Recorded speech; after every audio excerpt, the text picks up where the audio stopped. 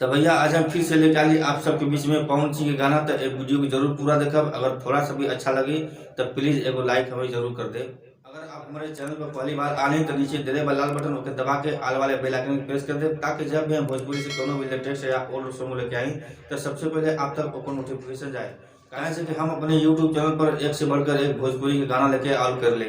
जैसे कि अभी 15 दिसंबर के पवन सिंह के एगो गाना आला जौना एल्बम का नाम बा जिंदगी, और ये गाना भोजपुरी हिंदी मिक्स गाना है। और अभी तक ये गाना के आप नहीं देख रहे तो ये गाना के लिंक अपने वीडियो के डिस्क्रिप्शन में दे दे नहीं, आप जाके देख सकते। ये वायरल भोजपुरी यूट्यूब चैनल पर आ है गाना। तो चलिए आपके गाना सुना थी। हो लोगवा के बतिया कही दिहल तू सही, देबू तू धोखा कबो सोचले ना रही।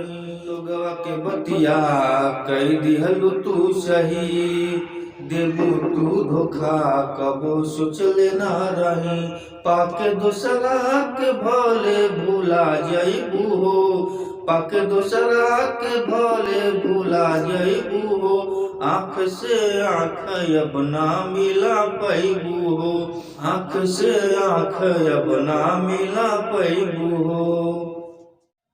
हर बात पर हमरा से तू तो करत रहलू वादा, सच कहलू कम हमसे झूठ बोललू ज्यादा। हो हर बात पर हमरा से तू तो करत रहलू वादा, सच कहलू कम हमसे झूठ बोललू ज्यादा। तो मरले बारू तू कब खा जइबू हो, आँख से आँख अब ना मिला पैबू हो, आँख से आँख अब ना मिला पैबू। टिकबू ना कहीं तू जदि हाल रही ऐसन, हर केहू मिली ना आजाद पवन जैसन। हो टिकबू ना कहीं तू जदि हाल रही ऐसन, हर केहू मिली ना आजाद पवन जैसन।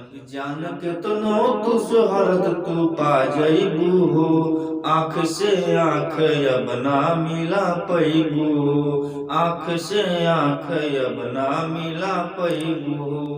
भैया वीडियो अगर अच्छा लगा तो एगो लाइक जरूर कर दे और कमेंट में हमें जरूर बताइए कैसा लगा गाना। तो चलिए आज की खातिर बस इतना ही, फिर अगले दिन लेके आए कोई नया वीडियो। तब तक खातिर नमस्कार, जय हिंद, जय भोजपुरी समाज।